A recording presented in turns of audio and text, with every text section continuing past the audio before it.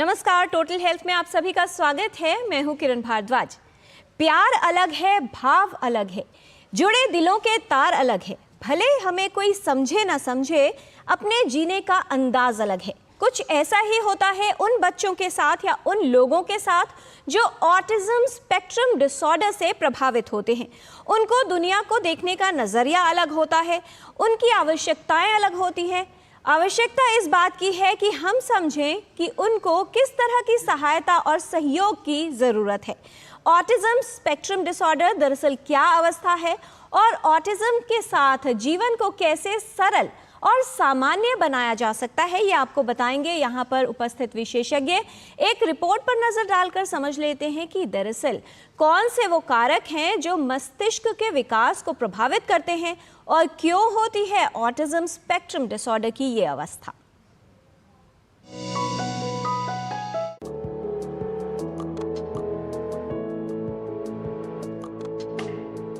स्वस्थ जीवन के लिए शारीरिक और मानसिक विकास उचित होना आवश्यक है। यदि बच्चे के मस्तिष्क का विकास बाधित हो तो उसके लिए समस्या का कारण बन सकता है। ऑटिज्म स्पेक्ट्रम डिसऑर्डर एक न्यूरो डेवलपमेंटल डिसऑर्डर है, यानी मस्तिष्क के विकास से संबंधित समस्या है जो बच्चे के व्यवहार, सोचने की क्षमता और सामाजिक संबंधों को प्रभावित करती है। ये एक स्पेक्ट्रम डिसऑर्डर है, अर्थात इसके लक्षण अलग अलग लोगों में अलग हो सकते हैं। ऑटिज्म होने के संकेत किसी बच्चे के जीवन के पहले 3 वर्षों में सरलता से दिखने लगते हैं। लक्षण बच्चे के विकास के दौरान धीरे धीरे उत्पन्न होते हैं। ऑटिज्म होने पर बच्चे के सामान्य बर्ताव पर प्रभाव पड़ता है और उसके लिए दूसरों के साथ संबंध स्थापित करना कठिन हो जाता है। सामाजिक संचार व संबंध में समस्या, भाषा और संवाद में समस्या, भावनाओं या इच्छाओं को व्यक्त करने में कठिनाई होना, एक ही गतिविधि या क्रिया को बार बार दोहराते रहना, शोर, रोशनी या स्पर्श के प्रति अत्यधिक संवेदनशीलता, ये ऑटिज्म स्पेक्ट्रम डिसऑर्डर का संकेत हो सकते हैं। कुछ दवाओं और उपचार द्वारा ऑटिज्म के लक्षणों को काफी हद तक नियंत्रित किया जा सकता है और बच्चे की स्थिति में सुधार हो सकता है। ऑटिज्म में कई स्पेक्ट्रम होते हैं। ऑटिज्म वाला प्रत्येक बच्चा एक अलग स्पेक्ट्रम पर होता है, इसलिए अलग अलग स्थिति में अलग लक्षण दर्शाता है, जिसकी निश्चित रूप से अलग आवश्यकताएं होती हैं। उपचार, विशेष शिक्षा, भाषण और संचार थेरेपी के साथ व्यवहार चिकित्सा के माध्यम से उसकी स्थिति को नियंत्रित और बेहतर बनाया जा सकता है। ऑटिज्म के बारे में जानकारी और जागरूकता बढ़ाने से इन बच्चों को काफी सहायता मिल सकती है। ऑटिस्टिक बच्चे को कम आयु से ही देखभाल और उचित प्रशिक्षण मिले तो उनका जीवन बेहतर हो सकता है और वो आत्मनिर्भर बन सकते हैं। किरण भारद्वाज, डीडी न्यूज। लोगों को लगता है कि हम अलग हैं और हमें ये मालूम है कि वो एक जैसे हैं। ऑटिज्म से प्रभावित बच्चे सामान्य लोगों को अलग नज़र आते हैं। उनकी आवश्यकताएं क्या हैं और किस तरह से उनको सहयोग दिया जा सकता है, कैसे उनके जीवन को सामान्य बनाया जा सकता है और आजकल की नई तकनीकें इसमें किस प्रकार सहयोगी और उपयोगी सिद्ध हो रही हैं, इस पर विस्तार से बात करने के लिए हमारे साथ उपस्थित है विशेषज्ञों का खास पैनल। उनसे आपका परिचय करा दें। आज के डिस्कशन में शामिल है professor Shifali Gulati, Faculty in charge, Center of Excellence and Advanced Research for Childhood Neurodevelopmental Disorders, Child Neurology Division, Department of Pediatrics, All India Institute of Medical Sciences. She has over 31 years of experience. Program Director, Pediatric Neurology Program, President, Association of Child Neurology, National Delegate, India and Executive Board Member, Asian Ocean Child Neurology Association, President, 17th Asian Ocean Congress of Child Neurology, and Editor, Autism Say Journal UK, member, ILAE Equity, Diversity and Inclusion Task Force. She has special interests in autism, epilepsy, dietary therapies, neuromuscular disorders, cerebral palsy, and neurorehabilitation.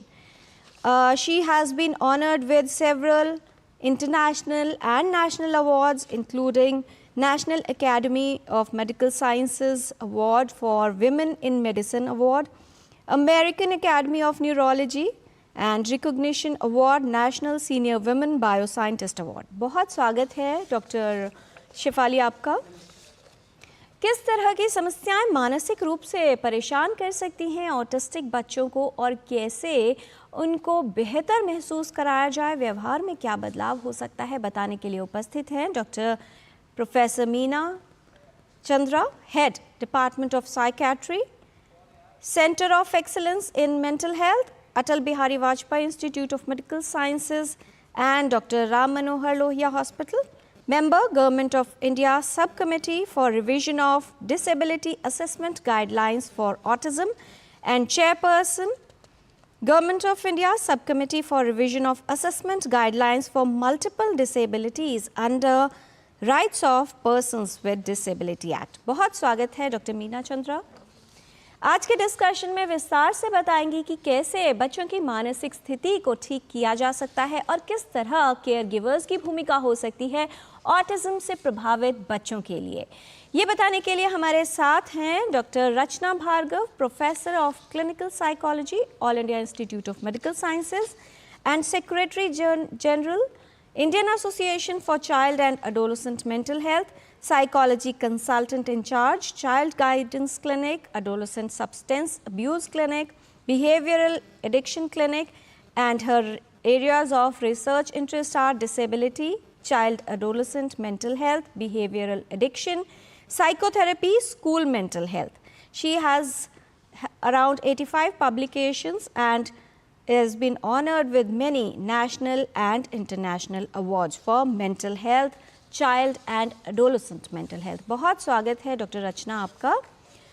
आज का जो विषय है वो हम सभी के लिए महत्वपूर्ण है क्योंकि वो लोग जिनके घर में ऐसे बच्चे हैं जिनको ऑटिज्म है, उन्हें ये समझने की आवश्यकता है कि बच्चों की देखभाल कैसे करनी चाहिए और हम सभी को इस बात की जानकारी होनी चाहिए कि यदि ऐसे बच्चे हमारे साथ हैं, कम्युनिटी में है, तो एक्सेप्टेंस किस तरह से हो और उनसे किस तरह का व्यवहार करना उनके लिए उपयोगी हो सकता है।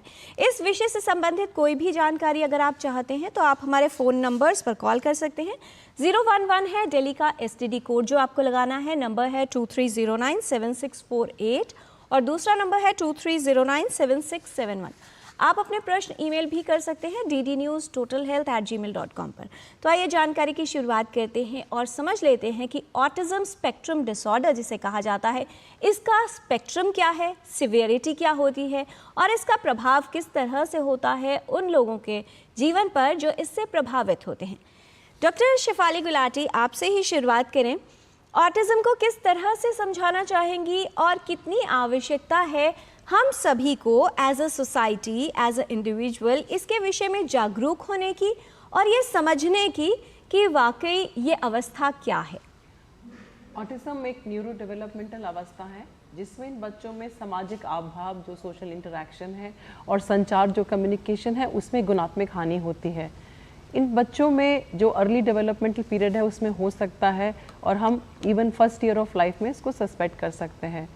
ये बच्चे जो हैं उनके अंदर कई बार कोई सेंसरी इश्यूज़ होते हैं, जैसे किसी साबुन को स्मेल कर लेंगे, आसपास आवाज़ नहीं है फिर भी कानों में हाथ रखेंगे, और इनमें कई restrictive repetitive patterns of behaviour और इंटरेस्ट होते हैं, मतलब काफ़ी दोहरावनीय व्यवहार होते हैं। कुछ बहुत रुचि होती है जो बिल्कुल ही फिक्स्ड होती है, जो ये बार बार करते हैं। लाइक कईयों को होता है कि खिलौनों को लाइन में लगाना, कईयों को होता है कि ट्रक के पहिए से ही खेलना। इनको जनरली स्पिनिंग ऑब्जेक्ट से ज़्यादा फैसिनेशन रहता है।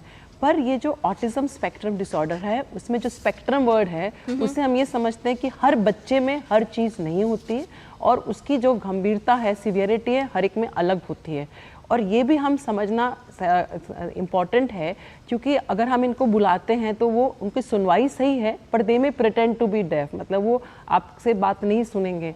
तो ये सब सारी जो चीज़ें होती हैं, कई बार ये लोग और मोस्टली ये लोग कई लेट बोलते हैं। तो अगर हम इवन एक बच्चा जो है अगर एक 12 महीने पे टाटा बाय बाय नहीं कर रहा है, 16 महीने पे एक मीनिंगफुल शब्द नहीं बोल रहा है, या 24 महीने पे 2 मीनिंगफुल शब्द नहीं बोल रहा है, या कभी भी शब्दावली आके चली गई है, तो हमारे को डॉक्टर को, पीडियाट्रिक न्यूरोलॉजिस्ट या डेवलपमेंटल पीडियाट्रिशियन नहीं है तो पीडियाट्रिशियन को दिखाना पड़ता है, जरूरी है, क्योंकि ये ऑटिज्म हो सकता है। जी, और इसी के लिए बहुत महत्वपूर्ण है कि संकेत क्या हो सकते हैं ऑटिज्म के, उन्हें समझा जाए। डॉक्टर रचना, क्या जो इनके साइंस और सिम्टम्स है, मान लीजिए बच्चे को बुखार होता है, बहुत ही एविडेंट है, सबको पता चलता है कि बच्चे को समस्या हो रही है, लेकिन ऑटिज्म के जो लक्षण हैं, क्या माता पिता के लिए पहचानना उतना सरल होता है, या क्या छोटे छोटे इंडिकेशंस हैं जो पिक किए जा सकते हैं, और क्या सभी बच्चों में जो लक्षण हैं वो प्रारंभिक अवस्था में यानी जन्म के कुछ महीनों के अंदर आ ही जाएंगे अगर ऑटिज्म का प्रभाव है?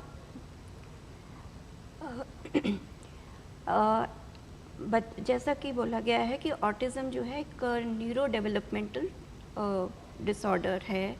ये एक अवस्था है जो बचपन से ही है, मगर इसको पहचानने में अक्सर माता पिता या आसपास के लोग देर से समझते हैं, जबकि सिम्टम जो उनके साइंस हैं वो पहले से ही शुरू हो जाते हैं। जैसे ही वो बोलना, स्माइल करना, चलना शुरू होता है, तो सबसे पहला चीज़ है कि जब माइलस्टोन्स, जिसको हम कहते हैं कि किस उम्र में बच्चा बैठना शुरू करता है, चलना शुरू करता है, सबसे इम्पॉर्टेंट है बोलना शुरू करता है। जैसे कि 1 साल पे बच्चे का एक एक शब्द बोलना शुरू हो जाना चाहिए। ऑटिज्म के इससे जुड़ा हुआ अक्सर बच्चों में मंद बुद्धि भी होता है, तो इसलिए ये सोचना कि ऑटिज्म है वो गलत होगा। शुरू में बहुत अनिवार्य है कि हम ये देखें कि बच्चा अपने उम्र के हिसाब से वो उसके माइलस्टोन्स, उसकी डेवलपमेंट हो रही है कि नहीं। इसी चीज़ से अगर वो थोड़ा देर से कर रहा है, जैसे बोलना वो 2 साल तक उसने नहीं किया, तो हम सोच सकते हैं या वो मंदबुद्धि है या ऑटिज्म है। मगर अगर 3 साल तक उसमें, जैसे अक्सर माता पिता आके कहते हैं कि वो ठीक चल रहा था, अचानक से बुखार हुआ और उसके बाद उसकी स्पीच चली गई, बोलना बिल्कुल बंद हो गया, तो जिसको हम कहते हैं रिग्रेशन, मतलब वो अच्छे भला जब वो डेवलप हो रहा था, उसके साथ साथ उसमें अचानक से उसके व्यवहार में परिवर्तन आया, तो उसमें हम ऑटिज्म अक्सर पाते हैं। जी, शुरू की एज में हम ये ना देख के कि वो मंदबुद्धि है या ऑटिज्म है, सबसे इम्पॉर्टेंट है माता पिता के लिए ये समझना कि हमें कुछ करने की, हमें पीडियाट्रिशियन या साइकियाट्रिस्ट या साइकोलॉजिस्ट को दिखाने की ज़रूरत है कि क्या वो बच्चा अब एक अपनी उम्र के हिसाब से पनप रहा है कि नहीं। जी, और इसके लिए ये बहुत आवश्यक होगा कि ये समझा जाए कि दरअसल अवस्था क्या है। डॉक्टर मीना चंद्रा, बोलने की बात आई है कि वो एक संकेत हो सकता है अगर डिलेड स्पीच है या नहीं बोल रहा बच्चा। उससे पहले जैसे ही बच्चा बहुत छोटा है, नवजात शिशु होते हैं, थोड़े थोड़े बड़ा होना शुरू करते हैं, तो आई कांटेक्ट करते हैं। अगर आवाज़ सुनकर माता पिता कोई या परिवार के सदस्य बात कर रहे हैं, रिस्पॉन्स नहीं कर रहे, स्माइल नहीं कर रहे या आई कांटेक्ट नहीं बना रहे, तो क्या वो भी एक लक्षण हो सकता है? और दूसरी बात हम ये समझना चाहेंगे कि क्या कोई और ऐसी कंडीशंस भी बच्चों में हो सकती हैं जिसके लक्षण तकरीबन इसी तरह के हों या ओवरलैपिंग सिम्टम्स भी होते हैं? आपने बहुत ही अच्छा प्रश्न उठाया कि कुछ ऐसे संकेत होते हैं जो अब जब हम माता पिता से पूछते हैं, इतिहास लेते हैं, वो कहते हैं हाँ बच्चा ये भी करता था या ये नहीं कर पाता था, लेकिन उस समय जब वो अवस्था होती है उस समय उनको लगता है कि नहीं थोड़ी देरी से कर लेगा, क्योंकि बाकी बच्चों ने कर लिया है, आसपास के बच्चों ने कर लिया है। तो बहुत ज़रूरी है कि बच्चा अगर सोशल स्माइल जो हम कहते हैं कि परिचित लोगों को देख के, खासकर माँ को देख के बच्चा स्माइल करता है, तो स्माइल नहीं करता, बच्चा आँख से आँख नहीं मिलाता और कभी भी नहीं मिलाता। एक माता पिता ने कहा कि हमें लगा हमारा बच्चा बेफिक्र है, इसलिए नहीं करता, क्योंकि हम उसको अपनी परिभाषाएं देना शुरू कर देते हैं। लक्षण होते हैं लेकिन हम उसको परिभाषा कुछ अलग भी दे देते हैं। कुछ बच्चों में ऐसा होता है कि हाँ सोचते हैं ऑटिज्म है, क्योंकि आजकल ऑटिज्म के बारे में काफ़ी प्रचार प्रसार हो रहा है, लेकिन हो सकता है उन्हें कोई और बीमारी हो। जैसे अगर बच्चे की सुनने की क्षमता कम है तो बच्चे में जो भाषा का विकास भी नहीं हो पाता। और हमने ऐसा भी पाया है कि बहुत सारे बच्चे हैं जो माता पिता कहते हैं कि नहीं वो जो झुनझुना है वो सुन लेता है, लेकिन वो बच्चा एक्चुअली उसकी वाइब्रेशन पिकअप कर रहा था, उसकी ध्वनि नहीं पिकअप कर रहा था, उसकी वाइब्रेशन पिकअप कर रहा था, और चीज़ें पटक पटक के खेल रहा था तो उन्हें लगता था नहीं इसको सुनाई देता है, ये साउंड को एंजॉय कर रहा है। लेकिन बच्चा एक्चुअली साउंड नहीं, वो जो देखता था या जो वाइब्रेशन महसूस करता उसको एंजॉय करता था। तो एक जो बधिरपन है ये भी एक बहुत बड़ा कारक हो सकता है जिसे डॉक्टर्स हमेशा इवैल्यूएट करते हैं। जब भी आप किसी पीडियाट्रिशियन, साइकियाट्रिस्ट, साइकोलॉजिस्ट के पास जाएंगे वो ये भी देखेंगे, और ENT स्पेशलिस्ट को रेफ़र भी करते हैं। दूसरी एक बीमारी हो सकती है, छोटे बच्चों में काफ़ी देखी गई है, जिसे कहते हैं हम सीजर डिसऑर्डर या दौरा पड़ना। बहुत बार सीजर डिसऑर्डर अलग अलग तरीके का होता है। बहुत सारे लोगों को जन सामान्य में है कि जो झटके आते हैं, हाथ पांव हिलते हैं, वही सीजर है। लेकिन अगर बच्चा थोड़ी देर के लिए गुम हो जाता है वो भी एक प्रकार का सीजर हो सकता है। कई बार हमारे पास ऐसे बच्चे आए जब मैंने माता पिता को कहा आप इसका EJ करा लीजिए, क्योंकि देखते देखते कंसल्टेशन के बीच में बच्चा गुम हो गया, लगा एब्सेंट सीजर हो जाए। तो माता पिता कहते नहीं इसको दौरा तो कभी नहीं पड़ा, क्योंकि हाथ पांव हिलने वाला दौरा नहीं था। लेकिन अलग अलग तरह के सीजर होते हैं और हम EG कराते हैं तो उसमें कई बार पॉजिटिव भी आता है, या हम एपिलेप्सी की दवाई देते हैं तो उससे रिस्पॉन्स भी आता है जी। एक तीसरी बीमारी जो बहुत कॉमन है और ऑटिज्म के साथ साथ भी होती है, और कई बार होता है जैसे ऑटिज्म स्पेक्ट्रम डिसऑर्डर है, ऐसे ADHD है, उसके भी लक्षण कम से ज़्यादा पूरे कॉन्टिन्यूम में होते हैं। ADHD में क्या होता है, बच्चे का ध्यान नहीं लगता और बच्चा बहुत हाइपर एक्टिव होता है, टिक के बैठ नहीं पाता, कंसंट्रेशन नहीं बन पाता, बड़ा इम्पल्सिव होता है बच्चा, कुछ भी एकदम से कर देता है। तो उसमें कई बार माता पिता सोचते हैं हमारा बच्चा नटखट है, हमारा बच्चा शैतान है, लेकिन ऑटिज्म तो नहीं है, ये तो बच्चे तो खेलते हैं। और इनफैक्ट ऐसा हमारे पास एक जूनियर डॉक्टर था, उसने कहा कि मैम मैं भी ऐसा ही था। तो हमने कहा नहीं तुम्हारी ऐसे मेमोरी होगी, तुम तो देखो डॉक्टर बन गए हो। तो उसने कहा नहीं मैं पढ़ने में हमेशा अच्छा था, लेकिन मैं लोगों से बात नहीं कर पाता था और मैं ऐसे खेल कूद करता रहता था और जल्दी से कुछ भी चीज़ कर देता, बाद में मुझे लगता था नहीं इतना गुस्सा नहीं करना है, चीज़ नहीं पटकनी है। और उसने, वो जॉइंट फैमिली में रहता है, उसने बड़ा अच्छा उदाहरण दिया कि मेरे जो चाचा चाची के बच्चे हैं वो भी ऐसे ही हैं। हमने कहा उन बच्चों को तो अभी ले आओ, क्योंकि आप हमारे पास 22-23 साल में आए हो, लेकिन हम उन बच्चों को अभी देख के कुछ हम इंटरवेंशन कर सकते हैं। तो ये उदाहरण मैं इसलिए दे रही हूँ क्योंकि कई बार जब हम ऑटिज्म का डायग्नोसिस बताते हैं तो माता पिता बहुत ही हतोत्साहित हो जाते हैं, बहुत उदास हो जाते हैं कि हमारे बच्चे का क्या होगा। लेकिन जैसे डॉक्टर शेफाली मैम ने और डॉक्टर भार्गव मैम ने कहा कि ये एक पूरा स्पेक्ट्रम है, इसमें कम तीव्रता से लेकर ज़्यादा तीव्रता तक के सारे बच्चे हो सकते हैं। हर बच्चे का तीव्रता अलग है और इलाज से साइकोलॉजिकल इंटरवेंशन तीव्रता कम होती है। कोमॉर्बिडिटी जैसे सीजर है जी और ADHD है, उनके इलाज से भी बच्चे बेहतर होते हैं और अच्छे आउटकम भी आते हैं। जी, इस पर भी विस्तार से बात करेंगे डॉक्टर मीना। और सबसे महत्वपूर्ण बात यह है कि अगर आपको लग रहा है कि बच्चे में कोई असामान्य लक्षण है तो एक विशेषज्ञ के पास उसको अवश्य ले जाना है। बहुत सारे ईमेल्स हमारे पास आ गए हैं। डॉक्टर शेफाली गुलाटी, सुयोजिता का ईमेल है, वो ये कह रही हैं कि उनकी बच्ची की उम्र है 2.5 साल, उनको लग रहा है कि माइलस्टोन्स डिलेड है। उनके परिवार में उनके ब्रदर के जो बच्चे हैं उनको भी इस तरह की ऑटिज्म की समस्या है। क्या फैमिलियल कोरिलेशन भी कोई इसका हो सकता है? हाँ, दो चीज़ें बोलना चाहूँगी। एक तो पिछले वाले का एक ऐड ऑन है, कई बार हमारी फैमिली में होता है कि ग्रैंड पेरेंट्स बोलते हैं कि जो पेरेंट्स थे ना वो भी रिजर्व्ड थे इसलिए घुल मिलते नहीं थे, और दूसरा वो भी लेट बोले, तो उसमें हम टाइम वेस्ट करते हैं। तो जब सबने जैसे बताया जो भी आपको ये डिलेट हो रही है चीज़ें या शब्दावली आके चली गई है तो आप प्लीज़ दिखाइए प्रोफेशनल को, आप उसको नज़रअंदाज मत करिए। सेकेंड थिंग जो ये है कि जो ऑटिज़म की जो है उसके जो कारण हैं उसके कुछ अनुवांशिक कारण हैं, कुछ उसके इन्वायरमेंटल कारण हैं और कुछ उसके एपिजेनेटिक कारण हैं। तो जेनेटिक कारण इसमें होते हैं, कुछ कॉपी नंबर वेरिएशंस होते हैं, बहुत सारी जीन्स के ऊपर अनुसंधान चल रहा है, पर अभी भी हमारे पास कोई ऐसा पैनल नहीं है कि जिससे हम पता लगें कि ये वाले जेनेटिक टेस्ट करा लिया तो ऑटिज़म है या नहीं। ऑटिज़म कई कंडीशंस के साथ एसोसिएटेड होता है, जैसे कि फ्रेजाइल एक्स है, DMD है, उसके अंदर न्यूरोफाइब्रोमेटोसिस, ट्यूबरस स्क्लेरोसिस इत्यादि। तो अगर उनके साथ है तो वो भी अनुवांशिक है, उनका भी रिकरेंस रिस्क होता है। साथ में इन्वायरमेंटल कारण होते हैं, एयर पोल्यूशन का एक्सपोजर, प्रेग्नेंट वुमेन का, पेस्टिसाइड्स का एक्सपोजर, फादर के एडवांस एज। हमने अनुसंधान किया जिसमें फादर्स के स्पर्म के एपिजीनोम को टेस्ट किया तो हमें मिथाइलेशन डिफेक्ट मिले हैं। स्ट्रेस किसकी लाइफ में नहीं है, तो जब स्ट्रेस होता है उससे वो डिफेक्ट्स आ रहे हैं।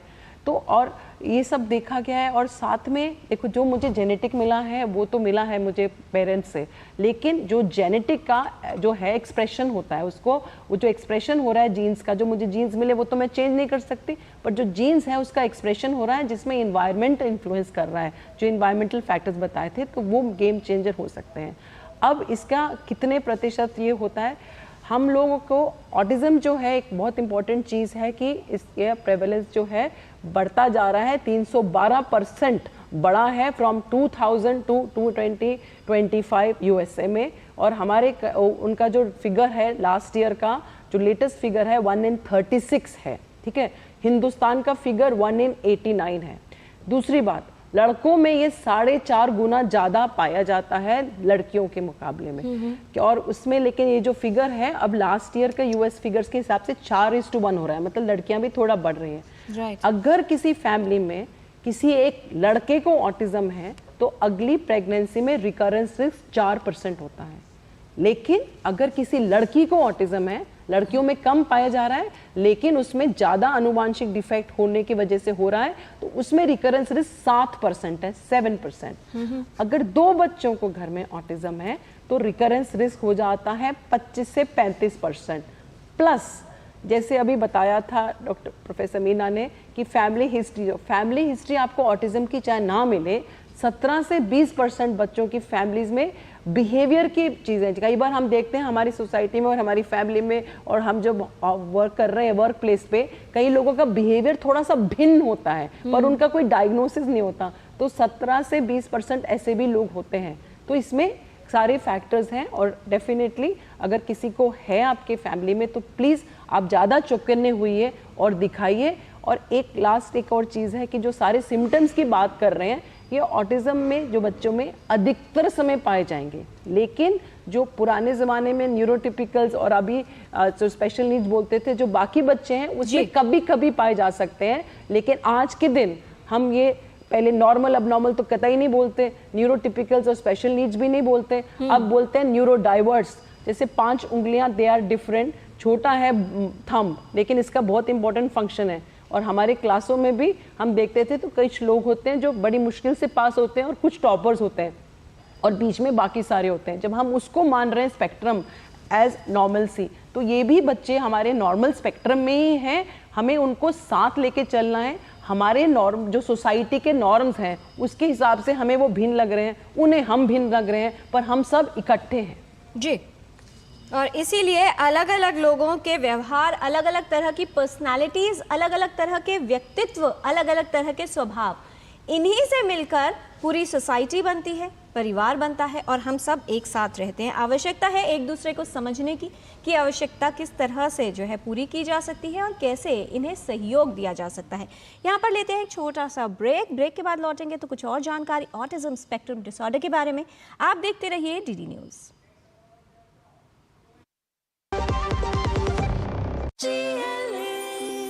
जो लक्ष्य चुना था समझ आने लगा है। GLA यूनिवर्सिटी, उच्च लक्ष्य की निश्चित प्राप्ति। मेरी पसंद, मेरी पसंद, मेरी पसंद, मेरी पसंद, हमारी पसंद, हम सबकी पसंद। मजबूत देश का मजबूत सरिया हो गया स्टील। मुथूट फाइनेंस पेश करते हैं गोल्ड लोन मेला। गोल्ड लोन लेने पर और कस्टमर रेफर करने पर पाइए सुनहरा मौका, लाखों के गिफ्ट वाउचर जीतने का, साथ ही साथ जीतें आप 24 कैरेट खरा सोना। गोल्ड लोन लेने के लिए आज ही मुथूट फाइनेंस की ब्रांच में जाइए या फिर कॉल कीजिए 1-800-313-1212। ब्रेक के बाद टोटल हेल्थ में आपका स्वागत है। ऑटिज्म के बारे में आज हम बात कर रहे हैं और विशेषज्ञों से जाना है कि किस तरह से इसकी पहचान की जा सकती है और एक बार पहचान हो जाए तो उसके बाद का रास्ता, उसके बाद का सफ़र क्या होगा। कई बार बहुत सी सोच ऐसी होती है जो बाधक बनती है समस्या की पहचान में। जैसे कई बार लोगों को लगता है कि उनका बच्चा देर से बोला था, विशेषज्ञों ने कहा कि परिवार में कहा जाता है कि तुम लोग भी, यानी उनके बच्चे देर से बोले थे तो ये सामान्य है, या फिर बच्चे के लिए इंतज़ार किया जाए, वो धीरे धीरे बोलना शुरू कर देगा। कुछ ऐसी ही सोच और उनमें सच्चाई कितनी है ये जान लेते हैं विशेषज्ञों से। पहली बार डॉक्टर शेफाली गुलाटी आपसे, बहुत से लोग ये मानते हैं कि अगर बच्चे में ऑटिज्म की अवस्था है तो ये गर्भावस्था में लापरवाही, माँ को यदि सही पोषण ना मिले या रेडिएशन एक्सपोजर हो, हर मामले में जो कारण है वो माँ से या गर्भावस्था से जुड़ा ही होता है। क्या ये बात सत्य है? आपको मैंने अभी पूरा समझाया था, तो उसके बहुत सारे कारण हैं। एक तो सबसे इम्पॉर्टेंट बात है कि जब आपको बताया जाए कि आपके ऑटिज्म स्पेक्ट्रम डिसऑर्डर है बच्चे को, तो आप निराश नहीं हुई। हमारे को जो कार्ड्स मिले हैं, ठीक है, तो हमारे को जो कार्ड्स मिले हैं, जो हमारे बच्चे में चीज़ें मिली हैं, वो चेंज तो हो नहीं सकती है, उसको एक्सेप्ट करना है। तो सिर्फ माँ का नहीं है, अभी मैंने आपको बताया था फादर के स्पर्म्स के अंदर भी टेस्ट करा है, तो इसमें इतने सारे फैक्टर्स हैं। एयर पोल्यूशन, मोबाइल फ़ोन के रेडिएशन के ऊपर भी स्टडीज़ चल रही हैं। पेस्टिसाइड जो हमारे खाने में कितने कंटामिनेटेड होते हैं, उसमें भी ये सारी चीज़ें हैं। तो सिर्फ एक को सिंगल आउट करना नहीं है, और उसमें है भी नहीं, उसके इतने भिन्न कारण हैं, कुछ अनुवांशिक, कुछ इन्वायरमेंटल, और इसलिए हम किसी पे ब्लेम नहीं करना है, जो है उसको एक्सेप्ट करना है। फैक्चुअली स्पीकिंग, साइंटिफिकली स्पीकिंग भी हमें जब पता ही नहीं है कि एग्जैक्टली क्या है, बहुत सारे कारणों पे शोध चल रहा है और इतनी अभी भी एक पहेली है ऑटिज्म, तो इसलिए किसी के ऊपर ब्लेम नहीं करना है। आपने कुछ प्रेगनेंसी में कुछ गलत नहीं किया, या ऐसा नहीं है कि कुछ आपने करा नहीं, और डिलीवरी के टाइम, और कई बार दूसरी एक इम्पॉर्टेंट चीज़ है, आजकल न्यूक्लियर फैमिली होती है, दोनों माँ बाप वर्किंग होते हैं, क्वालिटी ऑफ लाइफ के लिए इम्पॉर्टेंट होता है, तो ये बोल दिया जाता है क्योंकि मदर काम करती थी तो इसीलिए बच्चे को निगलेक्ट कर दिया गया। और दूसरा, आजकल पेरेंट्स, जैसे डॉक्टर मीना ने भी बोला ना, वो अपना हिसाब, अपना एनालिसिस कर लेते हैं। तो आपको ये है, वो कहते हैं जी कोविड के टाइम में और बच्चे नहीं थे तो उसलिए हुआ, तो दे कीप वेटिंग। तो उसको वेट नहीं करना है और किसी के ऊपर ब्लेम नहीं करना है, क्योंकि कोई कारण नहीं है, और यू आर वंडरफुल पेरेंट्स।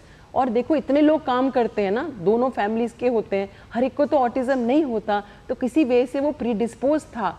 ये जो है ऑटिज्म 1943 में बताया गया था, पहला ऑटिज्म का डायग्नोसिस जब हुआ, उसके बाद ये सोच तब आ रही थी 40s एंड 50s में, उसको कहते थे रेफ्रिजरेटर मॉम। उसमें बच्चे को नहीं ट्रीट करते थे, माँ को ट्रीट करते थे। वो मतलब वो गलत सोच थी उस जमाने की कि भैया माँ की गलती से हुआ है, पर वो सोच बहुत साल पहले बदल दी गई है। अभी बच्चे पे फोकस करके करना है। और जो पहला बच्चा ऑटिज्म का था, डोनाल्ड ग्राली ट्रिपलेट, वो पूरी लाइफ, उन्होंने जो यूएसए में थे, उन्होंने ग्रेजुएशन करी, बैंकर बने, 65 इयर्स बैंकर का काम किया, और 89 इयर्स की उम्र में जून 2023 में उनका देहांत हुआ, जो एक फुलफिलिंग लाइफ लेके किया है जी। तो इसलिए हमें निराश नहीं होना है। राइट, माँ को ब्लेम नहीं करना है, क्योंकि कारण कई हो सकते हैं। अपना डॉक्टर खुद नहीं बनना है, विशेषज्ञ हैं उनके पास जाइए और उन्हीं से जानिए कि समस्या क्यों हो रही है और आगे उसके लिए क्या किया जा सकता है। दूसरी बात, डॉक्टर मीना, बहुत से लोग ये मानते हैं कि ऑटिज्म एक मेंटल इलनेस है, एक मानसिक रोग है, या कुछ लोग इसे मेंटल रिटार्डेशन भी कहते हैं। क्या दोनों अवस्थाएं एक ही हैं? नहीं, आपने बहुत अच्छा प्रश्न उठाया, क्योंकि ये मिथ जो है, ये भ्रांति समाज में है, जिसमें सभी बच्चों को जिनको परेशानी होती है उन्हें मेंटल रिटार्डेशन कह देते हैं। अब मेंटल रिटार्डेशन वर्ड इस्तेमाल ही नहीं होता, उसके लिए भी अब नया वर्ड है इंटेलेक्चुअल डिसेबिलिटी, जो ज़्यादा रिस्पेक्टफुल है, डिग्निफाइड है और ज़्यादा अच्छी डेफिनेशन है। ऑटिज़म तो एक अवस्था है, और ऑटिज़म स्पेक्ट्रम डिसऑर्डर की हम बात करते हैं, और इस पर गंभीरता और तीव्रता कम से लेके बहुत ज़्यादा तक हो सकती है। आईडी इसका, इंटेलेक्चुअल डिसेबिलिटी इसका पर्यायवाची नहीं है, वो अलग बीमारी है। हालांकि बहुत सारे बच्चों में दोनों बीमारियां भी हो सकती हैं, इंटेलेक्चुअल डिसेबिलिटी अलग हो सकती है, ऑटिज़म ज़्यादा अलग हो सकता है। कई बार ऑटिज़म ज़्यादा है, आईडी कम है, कई बार आईडी ज़्यादा होता है, ऑटिज़म कम होता है। तो हर बच्चा, जैसे डॉक्टर शेफाली मैम ने बोला था कि हर बच्चा अलग है, हमें हर बच्चे को उसके दृष्टिकोण से हमें आकलन करना होगा। एक और बात मैं पहले कहना भूल गई जी, जो डॉक्टर शिफाली ने कही कि परिभाषा है, कई बार माता पिता परिभाषा देते हैं बच्चा शर्मीला है अगर बात नहीं करता, और कई बार माता पिता परिभाषा देते हैं बच्चा अंतर्मुखी है जैसे इसके पिताजी थे। हाँ, ये परिभाषाएं समझने के लिए होती हैं, माता पिता जान के कोई गलत परिभाषा नहीं देते, लेकिन अगर हम कंसल्टेशन लेते हैं एक पीडियाट्रिशियन से, साइकियाट्रिस्ट से, साइकोलॉजिस्ट से, हो सकता है वही परिभाषा हो, लेकिन हो सकता है ऑटिज्म हो और हम उसको मिस कर रहे हैं क्योंकि हमने अपनी परिभाषा दे दी। जी, और क्योंकि हम अपने सोच के अनुसार, अपने विचारों के अनुसार, अपनी समझ के अनुसार ही चीज़ों को समझते हैं, इसलिए समस्या क्या है कई बार, और कहा जाए कि बहुत बार वो मिस हो जाती है। विशेषज्ञों के पास जाना ज़रूरी है, समस्या को पहचानना आवश्यक है। डॉक्टर रचना, कुछ लोग ये मानते हैं कि ऑटिज़म वाले सभी बच्चे दिव्यांग कहा जाए उनको, या उस श्रेणी में आते हैं, कितनी सच्चाई है इस बात में? जैसा कि बताया गया है प्रोफेसर शिफाली ने भी, प्रोफेसर मीना ने भी, कि ऑटिज़म के जो बच्चे हैं, ये जो अवस्था है, ये हर बच्चा अलग है। कुछ बच्चों में बुद्धि कम है तो कुछ बच्चों में ऐसे गुण होते हैं कि वो उनमें एक स्पेशल टैलेंट होता है। तो अक्सर पेरेंट्स को हम कहते हैं कि पहले उस बच्चे को समझिए, ये मत सोचिए कि ऑटिज़म है तो वो कुछ नहीं कर सकता है, क्योंकि एक ऑटिज़म की एक स्थिति होती है जिसमें हम उसको एस्पर्गर कहते हैं। उसमें हो सकता है कि उसमें एक स्पेशल टैलेंट हो, जैसे कि वो पिछले कभी कभी आप पूछिए कि कौन सी डेट को क्या हुआ। जैसे एक हमारे पास 20 साल का एस्पर्गर का पेशेंट आया जिसको क्रिकेट का कब किस साल में किसने जीता, किसी भी साल का पूछ लीजिए, वो 1 सेकंड में बता देता था। तो इस तरह से मेमोरी शार्प है, या मैथ्स में बहुत अच्छी एबिलिटी है, ये या किसी पर्टिकुलर जैसे कि संगीत कोई इंस्ट्रूमेंट बजाने में, तो कुछ ऐसी उनमें टैलेंट हो सकता है जिसको अगर आप टैप करें तो आप ऑटिज़म के अंतर्गत ना सोच के उसको एक नॉर्मल, या हम कहेंगे कि वो एक आजीविका बहुत अच्छे से, बस प्रॉब्लम ये है कि अक्सर माता पिता ये सुन के कि ऑटिज़म है वो छोड़ देते हैं, वो एक्सप्लोर ही नहीं करते हैं कि क्या उसमें स्पेशल टैलेंट्स, निराश हो जाते हैं। तो आपको आशा नहीं छोड़नी है, आशावान रहना है, आशा बनाए रखनी है, क्योंकि ऑटिज़म अगर बच्चे को है फिर भी उसका जीवन काफ़ी सामान्य हो सकता है। बच्चे के अंदर क्या प्रतिभा है उसको पहचानने की आवश्यकता है, और इसमें जो विशेषज्ञ हैं, आजकल की नई तकनीकें हैं, वो बहुत ही कारगर हैं। डॉक्टर मीना, किस तरह से आप असेस करते हैं कि जो सिवियरिटी है वो कितनी है बच्चे में, और कौन से वो बच्चे होंगे जिनको डिसेबिलिटी कैटेगरी में डाला जाएगा या दिव्यांग जन की श्रेणी में रखा जाएगा? देखिए, पहला हमारा जो असेसमेंट होता है वो बच्चे के माता पिता से हम हिस्ट्री पूछते हैं, पूरी हिस्ट्री पूछते हैं, उसके गर्भधारण के बाद से पैदा होने तक, फिर पैदा होने के बाद उसके नवजात होने का, उसमें क्या हुआ, उसमें कोई परेशानी हुई, माइलस्टोन्स आए, क्या लक्षण हैं, हम माता पिता से पूछते हैं। कई बार माता पिता को स्कूल वालों ने रेफ़र किया होता है, तो वो स्कूल वाले जो मैडम हैं जो अलग परिवेश में बच्चे को देखनी है, वो भी कई बार अपना रिकॉर्ड भेजती हैं, तो उसको भी हम वैल्यू देते हैं। बच्चे को हम असेस करते हैं, क्लिनिकली असेस करते हैं, उसका मेंटल स्टेटस इवैल्यूएशन, उसका बिहेवियरल इवैल्यूएशन करते हैं, और इसमें सभी विधाएं काम कर रही हैं। पीडियाट्रिक्स वाले स्पेशलिस्ट भी काम करते हैं, साइकियाट्रिस्ट भी करते हैं, साइकोलॉजिस्ट भी करते हैं, क्योंकि ओवरलैपिंग फील्ड है। साथ साथ हम परिवार का भी असेसमेंट करते हैं, क्योंकि कई बार एक बच्चा तो बिल्कुल क्लियर कट दिखता है ऑटिज़म का है, लेकिन दूसरे बच्चे में स्पेक्ट्रम भी हो सकता है, तो हम दूसरे बच्चे को भी निगलेक्ट नहीं करते। साथ ही साथ बहुत ही इम्पॉर्टेंट चीज़ है कि ऑटिज़म के जो बच्चे के माता पिता हैं वो काफ़ी परेशान होके काफ़ी जगह भटक के आए होते हैं सही स्थान पे, तो भी काफ़ी निराश और काफ़ी बर्डन में होते हैं। तो हम लोग केयर गिवर असेसमेंट भी करते हैं कि अगर जो माता पिता हैं वो एंजाइटी में हैं, डिप्रेशन में है, तो हम उनका भी आकलन करके उनको भी मदद देते हैं जी। एक तो हो गया बीमारी का आकलन, दूसरा है डिसेबिलिटी का आकलन। तो डिसेबिलिटी क्या है? अक्षमता है ना। जैसे हमने कहा स्पेक्ट्रम है, तो सारे बच्चे अक्षम नहीं होंगे, और जैसे डॉक्टर भार्गव मैम ने बोला कि बहुत सारे बच्चों में कुछ स्पेशल क्षमता भी होगी, जिसे हम सेवेंट कहते हैं। तो हम दोनों चीज़ों का असेसमेंट करते हैं। अक्षमता के लिए हमारे पास स्केल्स हैं, स्टैंडर्डाइज स्केल्स हैं जो ट्रेंड पीपल ही इस्तेमाल कर सकते हैं। अगर हमें लगता है कि बच्चे में अक्षमता है, बच्चा दिव्यांगजन है, तो उसके लिए भारत सरकार ने, ministry of social justice empowerment और मिनिस्ट्री ऑफ हेल्थ ने, दोनों ने मिलके इसमें बहुत कार्य किया है।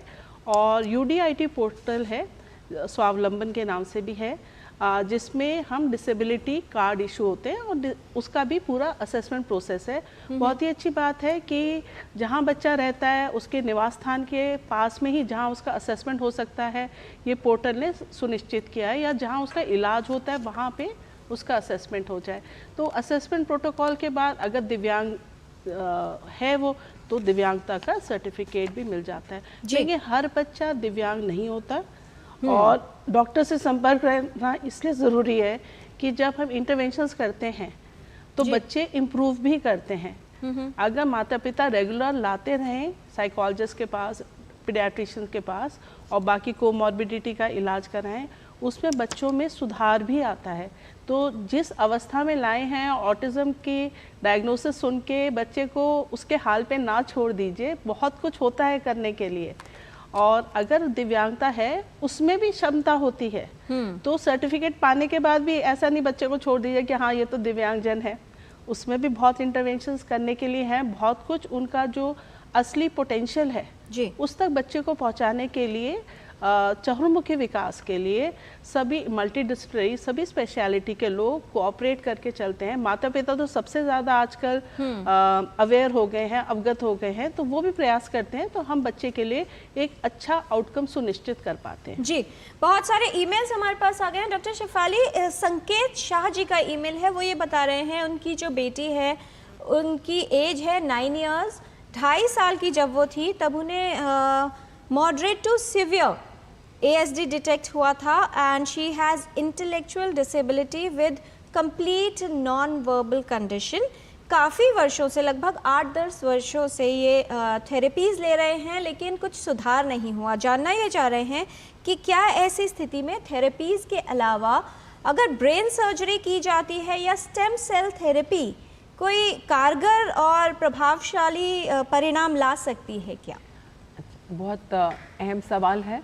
ऐसा है कि जो सिवियरिटी की बात बता दिए कि असेस किया जाता है, 2 चीज़ें इंपॉर्टेंट है समझने के लिए कि इनमें कोमॉर्बिडिटीज़ हो सकती हैं। तो जब बच्चे को आप मैनेज कर रहे हैं तो बच्चे के ऑटिज़म के जो कोर लक्षण हैं वो, प्लस जो कोमॉर्बिडिटीज़ हैं, हम लोगों ने अपने 1872 बच्चों का डेटा एनालिसिस करके देखा कि 80% में कोमॉर्बिडिटी हो सकती है, जिसमें हाइपर एक्टिविटी है, मानसिक में समझ कम होना है, और किसी को प्रॉब्लम हो रही है खाने के अंदर, उसके अंदर खाने की डाइजेशन में, और बहुत सारे हैं। तो बेसिकली होलिस्टिकली बच्चे को देख के अगर वो स्लीप प्रॉब्लम हो सकती है, सोने में नींद आने में देर आना या बार बार नींद से उठना, क्योंकि अगर ये सारी चीज़ें जो नींद में सो नहीं रहा है प्रॉपर्ली, उसका डे टाइम का बिहेवियर जो है, व्यवहार, वो खराब है। तो होलिस्टिकली बच्चे को देख के सारी चीज़ों को मैनेज अप करेंगे तो उसमें आगे चल के उसका सुधार होना है और होगा ही। बिकॉज सिवियरिटी की जो मात्रा है वो अलग है, तो उसकी एक्सपेक्टेशंस भी जो रियलिस्टिकली लगाने हैं। लेकिन ये हमें समझना है कि basic main stay behaviour interventions हैं जो बहुत प्रकार के होते हैं, ABA, structure teaching, sensory integration and all. अभी आप देख रहे थे वो लाइटें जल रही थी, कम जल रही थी, वो सेंसरी इंटीग्रेशन, सेंसरी रूम है जिसमें था। तो जिसकी जो प्रॉब्लम है उसके हिसाब से करना है। पर हम जो थेरेपीज़ हैं, हम लोग, कई लोग कहते हैं कि थेरेपीज़ के लिए चाहते हैं, बच्चों को ले जाते हैं थेरेपीज़ के लिए, लेकिन वो घर में डेली शेड्यूल में आप इनकॉर्पोरेट नहीं करते। सिर्फ थेरेपीज़ के लिए लेके जाने के लिए नहीं है। एक तो आपको एक प्रोफेशनल ने देखना है, हेल्थ केयर प्रोफेशनल, या तो वो paediatric neurologist, development paediatrician psychiatrist ये हैं, और इन एडिशन साइकोलॉजिस्ट तो हैं साथ में इन होंगे, प्लस OT होंगे और स्पीच थेरेपिस्ट वगैरह होंगे। लेकिन एक प्लान बनता है इंडिविजुअलाइज बेस्ड ऑन जो कमियां हैं बच्चे में उनको उन्नति करने के लिए, उसका एक होम बेस्ड प्लान होगा। पूरा शेड्यूल बनाना पूरा दिन में, और इनकॉर्पोरेट नहीं करेंगे तो सिर्फ थेरेपी से नहीं होगा। और नया ट्रीटमेंट बहुत चल रहा है टेक्नोलॉजी बेस्ड। हम लोगों ने भी virtual reality, augmented reality, artificial intelligence, brain computer interface और रोबोटिक्स के साथ हम लोगों ने काफ़ी अनुसंधान किया है और वो अभी हम सर्विस मोड में भी दे रहे हैं। और एक ट्रांसक्रेनियल मैग्नेटिक स्टिमुलेशन भी है, बाहर से एक स्टिमुलेशन हम देते हैं, पर वो सारों में हम लोग रिसर्च मोड में सारा अभी कर रहे थे, पर जो रिसर्च खत्म हो रही है उसको आगे ले जा रहे हैं। लेकिन और डाइट का भी है, जैसे gluten free casein free diet, उसका भी हमारा भी रिसर्च खत्म हुआ है जिसमें पॉजिटिव आ रहा है। तो पर ये हमें देखना है, स्टेम सेल्स का अभी कोई प्रूवन रोल नहीं है। स्टेम सेल क्या है, वो बन के आगे और सेल बनाएगा। जब हमें ऑटिज्म में ये समझ ही आया नहीं अभी तक एग्जैक्टली कहाँ डिफेक्ट है, तो वो कहाँ से ब्रेन में घुस के वही सेल बनाएगा जिसमें डिफेक्ट है। It is something of the future. हम भी एम्स में अनुसंधान कर रहे हैं, एक्सोसोम्स को ले रहे हैं मीसेनकाइमल स्टेम सेल से और वो ऑटिज्म के माइस मॉडल में टेस्ट कर रहे हैं। तो अनुसंधान जारी है, पर as of now clinical service mode में it should not be given. आपको कोई भी चीज़ पूछनी है वो आप प्लीज़ पूछिए। और हमारा एक हेल्पलाइन है, 24/7 नेशनल टोल फ्री हेल्पलाइन है, जो अभी हाईलाइट करेंगे। अभी आप जो देख रहे हैं ऑगमेंटेड रियलिटी का है बच्चों का सारा, हमारा IIT Delhi, triple IIT Delhi और CDAC वगैरह के साथ हमारा कोलैबोरेशन से है, तो वो सब में इम्प्रूव होगा। तो आपको कोई भी इशू है तो आप वो हेल्पलाइन है जो 13 अप्रैल 2018 से अवेलेबल है, तो आप कोई भी न्यूरोलॉजिकल प्रॉब्लम के लिए कर सकते हैं। पर लेकिन कोई ऐसे जिसका एविडेंस नहीं है उसमें आप नहीं जाएं। प्लीज़ अपना दिमाग को दिल से ऊपर रखेंगे डिसीजंस के लिए, कई चीज़ें हानिकारक भी हो सकती हैं। बेहद महत्वपूर्ण संदेश। डॉक्टर रचना, इस तरह के जो बच्चे होते हैं, क्योंकि स्पेक्ट्रम है और सब में समस्याएं और लक्षण बिल्कुल अलग हैं, जो इनकी मानसिक स्थिति होती है, एक तो समस्या है, उसके साथ लोगों का किस तरह से एक्सेप्टेंस है, उनका व्यवहार कैसा है, क्या ये भी बच्चे की मनोदशा पर, उनकी मानसिक स्थिति पर कहीं ना कहीं प्रभाव डालता है? किस तरह से उसको बेहतर करने के लिए काम किया जा सकता है और करना चाहिए? बहुत ज़रूरी और बहुत महत्वपूर्ण सवाल है ये। बच्चों में सबसे पहले तो हम IQ यानी कि उसका पोटेंशियल कितना है वो सबसे पहले हमें इवैल्यूएट, हमें पता होना चाहिए कि बच्चे में उसकी मानसिक स्थिति कैसी है। उसके बाद ये बहुत ज़रूरी है कि उसका जो इंटरवेंशन है वो बहुत जितना जल्दी हो सके उतना जल्दी शुरू होना चाहिए जी। तीसरा, उसका जो ऑटिज़म के हर बच्चा अलग है, अगर उसमें बिहेवियरल इश्यूज है या उसमें वो शाई है बहुत क्योंकि ऑटिज़म में होता है कि बच्चा अपनी ही दुनिया में मस्त है, उसको ज़रूरत नहीं है कि और बच्चों से मिले, या घर में कोई परिवार में मिलने आता है तो उनसे वो बातचीत नहीं करता है। तो इस तरह का जो व्यवहार है उसमें हम चेंजेस ला सकते हैं डिपेंडिंग कि उसका बुद्धि का विकास कितना हुआ है जी। ऑटिज़म में जैसा कि हमने बताया पहले कि बुद्धि कम भी हो सकती है और वो हाई फंक्शनिंग ऑटिज़म के केसेस भी हो सकते हैं। तो हाई फंक्शनिंग में ऑटिज़म के जो लक्षण हैं उन पे हम फोकस कर सकते हैं और इम्प्रूवमेंट भी आ सकती है जितना जल्दी हो, अगर हम उनमें ग्रेडेड एक्सपोजर दें। जैसे कि अगर सोशल इंटरेक्शन में जो कि अक्सर बच्चों में ये प्रॉब्लम होती है, तो अगर हम उनको घर में पहले जिनको वो पहचानते हैं उनके साथ एक रोल प्ले के माध्यम में उनको पहले से हम प्लानिंग शुरू करवाएं, पेरेंट्स को हम बताएं कि आप बच्चे के साथ ऐसे घर में प्रैक्टिस करिए, और फिर धीरे धीरे जैसे कोई एक रिश्तेदार आता है घर में उसके साथ प्रैक्टिस करवाएं। फिर रेस्टोरेंट में जाके अक्सर माता पिता की इसको तो प्रॉब्लम है तो कहीं भी नहीं लेके जाते, जब लेके ही नहीं जाएंगे तो बच्चा सीखेगा कैसे। तो इसके लिए बहुत ज़रूरी है कि उसको रिवॉर्ड छोटे छोटे हम रीइंफोर्सेस, मतलब कि उसको जो चीज़ पसंद है अगर वो अच्छा व्यवहार करता है तो हम उसको कुछ इनाम देते हैं जिससे कि वैसा व्यवहार वो और करे। तो हमें बहुत ज़रूरी है समझना कि बच्चे को क्या चीज़, क्योंकि वो अपनी दुनिया में मस्त होता है तो उसको ये भी समझना है कि उसको क्या चीज़ पसंद है जिसको हम इनाम के तौर पे हम यूज़ कर सकते हैं और फिर उसका सोशल इंटरेक्शंस को इम्प्रूव कर सकते हैं जी। तो एक तो ये है। दूसरा, अक्सर बच्चे जो हैं बोलना, मतलब आई कांटेक्ट नहीं है, उसको हम इम्प्रूव कर सकते हैं। इसके लिए स्पीच थेरेपिस्ट और बाकी जैसा कि प्रोफेसर गुलाटी ने बताया ऑक्यूपेशनल थेरेपिस्ट बहुत महत्वपूर्ण रोल है। और अगर बिहेवियरल प्रॉब्लम्स हैं तो एक साइकोलॉजिस्ट का, जिसमें हम लोग अक्सर ABA एनालिसिस करते हैं कि बिहेवियर में क्या प्रॉब्लम है और उसका एनवायरनमेंट से क्या ताल्लुक़ है, उसको अंडरस्टैंड करके कि वो किस चीज़ से वो करने में समर्थ है और किस चीज़ को हम पुश कर सकते हैं कि वो आगे कर पाएगा। जी डॉक्टर मीना, आपने कहा था कि कई बार कुछ और ऐसी मेंटल कंडीशंस होती हैं जो सिम्टम वाइज ओवरलैप कर सकती हैं। क्या ऐसा भी हो सकता है, ADHD की आपने बात कही थी, क्या ऐसा भी हो सकता है कि ऑटिज्म के साथ कोई और कंडीशन साइमल्टेनियसली हो, एक ही साथ एक से अधिक अवस्थाओं का प्रभाव हो? ये आपने बहुत अच्छी बात कही कि कई बार हम मिमिक्स कहते हैं हम कि ADHD जैसा बच्चा लगता है लेकिन वो कुछ और होता है, और कई बार कोमॉर्बिड होता है, यानी दोनों अवस्थाएं साथ साथ होती हैं। तो ऑटिज्म के साथ जैसे डॉक्टर गुलाटी मैम ने भी कहा कि 80% तक बच्चों में कुछ ना कुछ और हो सकता है। या तो उनको दौरे की समस्या हो सकती है, वो वैसे तो ख़राब बात है कि बच्चे को एक और बीमारी भी है, लेकिन दौरे की समस्या का इलाज संभव है तो वो तो हम इलाज करेंगे, उससे बच्चे के व्यवहार में भी फ़र्क आएगा। साथ साथ कुछ व्यवहार में समस्या हो सकती है, व्यवहार का भी इलाज हो सकता है, दवाइयों के द्वारा भी हो सकता है और थेरेपी के द्वारा भी हो सकता है। तीसरी बात ADHD जो attention deficit hyper activity disorder, उसका इलाज भी दवाइयों के साथ भी हो सकता है, साइकोलॉजिकल तरीके से भी हो सकता है। जो व्यवहार की कमियां हैं उनका इलाज भी हो सकता है। जो नींद में परेशानियां हैं उनका इलाज भी संभव है। कई बार हम देखते हैं, सोचते हैं बच्चा ऑटिस्टिक है इसलिए उसको नींद में परेशानी है, लेकिन माता पिता के खुद का नींद का पैटर्न इतना ख़राब होता है, वो खुद 12-1 बजे सो रहे होते हैं और फिर रात को उठ रहे होते हैं या वर्क फ्रॉम होम कर रहे होते हैं या मोबाइल माता पिता भी बहुत देख रहे होते हैं, तो बच्चा तो उसी परिवेश में रह रहा है। तो कई बार जब हम बच्चे के लिए कोई इंटरवेंशन प्लान करते हैं, हम देखते हैं कि उसका परिवेश क्या है। परिवेश को ठीक करने से भी बच्चों की कुछ समस्याएं ठीक हो जाती है।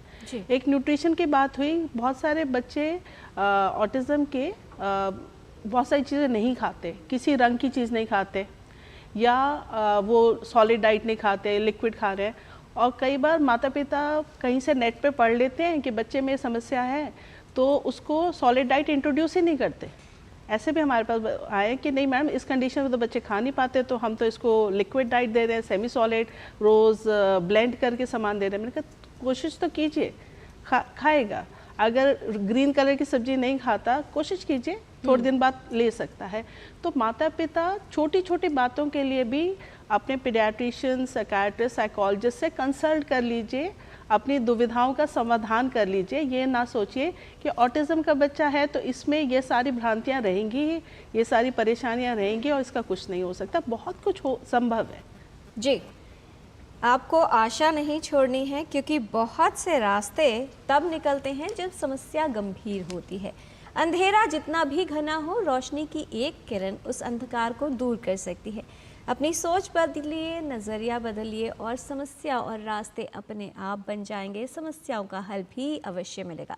एक छोटा सा ब्रेक लेते हैं, ब्रेक के बाद कुछ और जानकारी लेंगे ऑटिज्म के बारे में विशेषज्ञों से। आप देखते रहिए DD न्यूज़, हम जल्द लौटते हैं।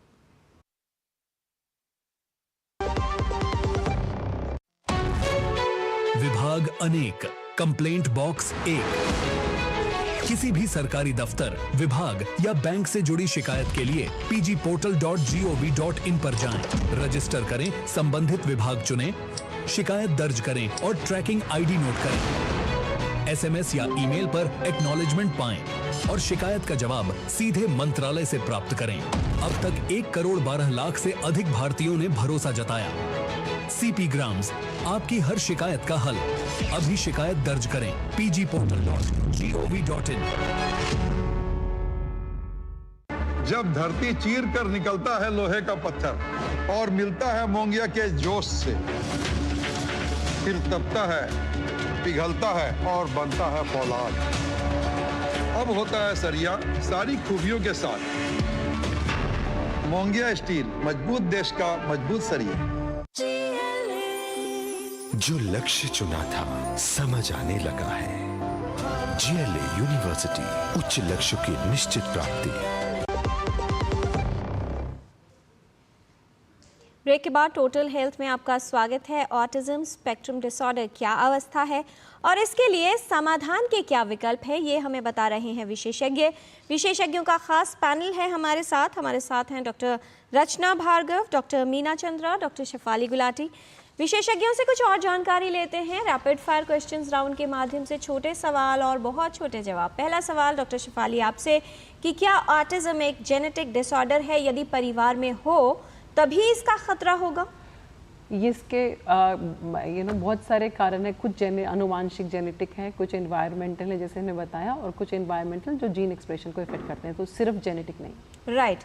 डॉक्टर मीना, क्या लक्षण अगर बच्चे में होंगे तो वो जन्म से ही उपस्थित होंगे या बाद में भी आ सकते हैं? दोनों विकल्प संभव हैं। कई बार बचपन से दिखते हैं और कई बार बाद में भी आते हैं, और कई बार बाद में समझ आते हैं लेकिन होते पहले से हैं जी। तो सभी तरह का कॉम्बिनेशन संभव है। डॉक्टर रचना, जो लक्षण हैं क्या वो सिर्फ शारीरिक तौर पर होते हैं यानी फिजिकल होते हैं, या बिहेवियरल सिम्टम्स भी आ सकते हैं? अक्सर बिहेवियरल सिम्टम्स होते हैं, जैसे कि आपने कुछ पूछा तो वो आपके बात को रिपीट करेगा, या हैंड फ्लैपिंग, कुछ मूवमेंट्स रिपीटेटिव होती हैं, या अपने ही खेल में एक ही लाइन में टॉयज़ को रखना, इस तरह के बिहेवियरल इश्यूज होते हैं। राइट। डॉक्टर शेफाली, क्या ऑटिस्टिक हर बच्चा स्पेशल टैलेंट के साथ होता है? एक विशेष उसके अंदर कोई प्रतिभा होती है?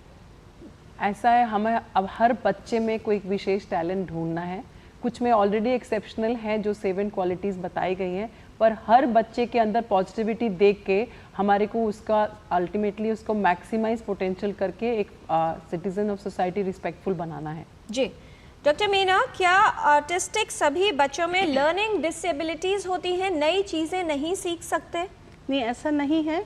बहुत सारे बच्चों में स्पेशल एबिलिटी भी होती है। बहुत सारे बच्चे लर्निंग में सामान्य होते हैं लेकिन सिर्फ ऑटिज्म होता है, तो ये नहीं सोचना चाहिए ऑटिज्म की डायग्नोसिस है तो बाकी सारी भी चीज़ें अच्छी संभव नहीं है। जी। डॉक्टर रचना, क्या ऑटिज्म में इनमें से कौन से रेड फ्लैग्स या चिंता का संकेत मानना चाहिए यदि 12 महीने तक शिशु बड़बड़ाना शुरू नहीं करता, उससे बड़ा होने पर कोई शब्द या वाक्य नहीं बोलता? सबसे पहला संकेत है स्पीच डिले। दूसरा है वो चाहे बचपन से नहीं हो या वो बाद में चली गई हो। दूसरा है आई कांटेक्ट नहीं ठीक से मेंटेन करना। तीसरा है अपने दुनिया में व्यस्त रहना, माता पिता बुलाते हैं तो भी वो नहीं सुनता। ऐसा नहीं है कि वो सुन नहीं सकता, पर he is in his own world. और माता पिता को लगता है कि बच्चा अपनी धुन में मग्न है। इन सभी लक्षणों को नज़रअंदाज नहीं करना है। डॉक्टर शेफाली, क्या ऑटिज्म की पहचान बचपन में ही हो सकती है?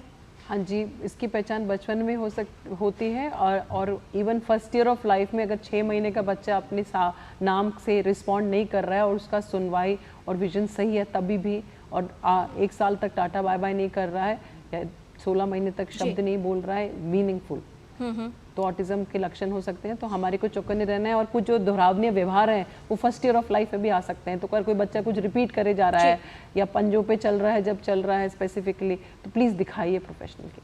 डॉक्टर मीना, क्या ऑटिस्टिक बच्चे अपनी ही तरह के बच्चों के साथ कंफर्टेबल रहते हैं? नहीं, ऐसा नहीं है। ऑटिस्टिक बच्चे ज़्यादातर अपनी धुन में रहते हैं, अपनी दुनिया में रहते हैं, लेकिन सामान्य बच्चों के साथ भी कंफर्टेबल होते हैं। और ऑटिस्टिक बच्चों के साथ हो सकता है कंफर्टेबल हो सकता है ना भी हो। तो ऐसा नहीं कि हम सोचें ये बच्चा ऑटिस्टिक है तो इसे ऑटिस्टिक बच्चों के समूह में ही रखा जाए। हमें उसको मेन स्ट्रीम करना है, उसे समाज के सभी वर्गों के साथ अगर कंफर्टेबल नहीं भी है तो भी कंफर्टेबल बनाना है, जैसे ग्रेडेड एक्सपोजर की बात हुई। डॉक्टर रचना, बहुत से लोग ये मानते हैं कि अगर बच्चे को ऑटिज्म है तो उसकी लाइफ नॉन प्रोडक्टिव होगी, जीवन में कुछ नहीं कर सकता। क्या आप इससे सहमत हैं? नहीं, बिल्कुल नहीं। अगर हम माता पिता बच्चे के साथ मेहनत करें तो वह अपने पोटेंशियल से आगे भी जा सकता है। उसके एरिया ऑफ इंटरेस्ट और उसमें पोटेंशियल देख के उसकी ट्रेनिंग होना बहुत आवश्यक है। डॉक्टर मीना, ऐसे बच्चे, सभी बच्चे क्या वायलेंट होते हैं? और साथ ही अगर वायलेंट है बच्चा, क्या किया जाए? साथ ही क्या संदेश आप देना चाहेंगी? ये बहुत बड़ी भ्रांति है कि अगर बच्चा ऑटिस्टिक है तो वायलेंट होगा। कई बार ऑटिस्टिक बच्चों के पास भाषा नहीं होती तो वो अपने आप को एक्सप्रेस नहीं कर पाते, तो उस चक्कर में वो कई बार कुछ कर देते हैं, पुश कर देते हैं। लेकिन उन्हें प्लीज़ वायलेंट की परिभाषा या चिन्ह नहीं देना चाहिए। और वायलेंस तो क्या है, मन की एक भाव है जो व्यक्त हो रहा है, जो वैसे नहीं होना चाहिए। इसका दवाइयों से भी इलाज होता है, थेरेपी से भी इलाज होता है। ये तो बहुत ट्रीटेबल चीज़ है। हम भी क्रोधित हो जाते हैं, तो ऐसा नहीं है कि हम हमेशा क्रोधित रहते हैं। तो ऑटिस्टिक बच्चों पे लेबल ना लगाएं, माता पिता भी, कि अगर वायलेंट है तो इलाज हो जाएगा। संदेश देना चाहेंगी डॉक्टर मीना? आशावान रहें, बहुत कुछ संभव है।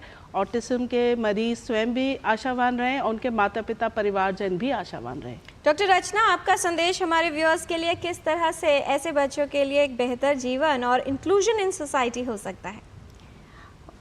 उनके पोटेंशियल के अनुसार उनको ट्रेनिंग देना बहुत महत्वपूर्ण है। उनका अगर संभव हो तो उनको आम जनता, मतलब आम स्कूलों में या उनकी वोकेशनल ट्रेनिंग की तरफ अगर वो कोशिश करें तो ये संभव है। डॉक्टर शेफाली, किस तरह से नई तकनीकें काम कर रही हैं, उपयोगी सिद्ध हो रही हैं ऑटिस्टिक बच्चों के जीवन को सरल बनाने के लिए, और साथ ही आपका संदेश? हाँ, आजकल अनुसंधान के हिसाब से हम लोग, मैंने बताया पहले भी कि और बहुत सारी चीज़ें बन रही हैं जिससे इनकी जॉइंट अटेंशन जो है, उनकी प्रेडिक्शन स्किल्स को इम्प्रूव करने के लिए, और इनके लिए जो AI बेस्ड प्लेटफॉर्म बनाया भी, virtual reality, augmented reality, brain computer interface, इनको रिएक्शन कराया, इंटरेक्शन विद ह्यूमनॉइड रोबोट जो ह्यूमन की तरह दिखते हैं, तो वो सारा चल रहा है। तो उससे इनकी इम्प्रूवमेंट होगी और उसके लिए वो आपको अवेलेबल रहेंगे सर्विस मोड में भी। अभी वो आ रहे हैं, जैसे जैसे कंप्लीट हो रहे हैं। तो आप मेरे लिए एक दो तीन छोटे छोटे मैसेज हैं। एक तो जिनके बच्चे भगवान की दया से कोई परेशानी नहीं है, उनको देखना है कि किसी भी पेरेंट्स की गलती नहीं है, बच्चे की गलती नहीं है कि उसको ऑटिज्म है, तो स्टिग्मा नहीं होना चाहिए सोसाइटी में। दूसरा, एक ह्यूमैनिस्टिक अप्रोच होनी चाहिए, क्योंकि हर इंसान जो पैदा हुआ है उसका इक्वल राइट टू लाइफ और equal right to everything in society है। और बहुत इंपॉर्टेंट है कि निराश नहीं रहना है, और जो भी हमें मिला है उसका मैक्सिमम पोटेंशियल तक जाना है। और जो ऑटिज्म अवेयरनेस डे है वर्ल्ड का 2 अप्रैल, और पूरा महीना है ऑटिज्म अवेयरनेस का, उसका इस बार का थीम है माई पॉजिटिव ऑटिस्टिक आइडेंटिटी। जिसको ऑटिज्म है उसके अंदर उसकी अपनी पॉजिटिविटी को आगे लेके जाना है। जो अभी रेट्रोस्पेक्टिवली देखा गया है कि Isaac Newton, Marie Curie, Einstein, Mozart, इन सबको ऑटिज्म था, वो इतने सारे गेम चेंजर हुए हैं वर्ल्ड में। तो ये आपको देखना है कि अपने बच्चे के पोटेंशियल को देख के रियलिस्टिकली एक्सपेक्टेशंस रख के आगे बढ़ना है। और आप अकेले नहीं हैं, हम सब साथ हैं, और ये भिन्न नहीं है, हम उनके लिए भिन्न हैं, हम साथ एक ही हैं। जी, बहुत धन्यवाद इस तमाम जानकारी के लिए doctor Rachna Bhargava, doctor Meena Chandra, doctor Shefali Gulati, आप सभी का विस्तार से विशेषज्ञों ने बताया है कि भले ही ऑटिस्टिक बच्चों का जीवन, उनकी आवश्यकताएं भिन्न हो, हम सभी के योगदान से, सहयोग से उनका जीवन काफ़ी हद तक सरल, सामान्य और बेहतर हो सकता है। बहुत से लोगों को ये लगता है कि यदि बच्चे को ऑटिज्म है तो जीवन में आगे कुछ नहीं हो सकता, तो आपको एक्सपेक्टेशंस बहुत ज़्यादा भी नहीं रखनी है और निराश भी नहीं होना है। बच्चे को उसके फुल पोटेंशियल तक पहुंचाना है। आपके बच्चे में क्या प्रतिभा है, कौन सी सहायता से उसका जीवन बेहतर हो सकता है, यही आपको समझना है। कहा जाता है कि अपनी तो आदत है अलग अंदाज बनाने की, जख्म जितना गहरा हो उतना ही अधिक मुस्कुराने की। और बच्चों में यदि ऑटिज्म है यानी वो दूसरों से भिन्न है, तो भिन्नता को उनकी कमजोरी नहीं बल्कि उनकी ताकत बनाने का प्रयास कीजिए, अपनी समझ को बेहतर कीजिए। और वर्ल्ड ऑटिज्म अवेयरनेस डे सिर्फ एक दिन नहीं, पुत्र के घाट से हिमालय के विस्तार तक होती है मन की बात प्रधानमंत्री के साथ। तो सुनिए इस महीने 30 मार्च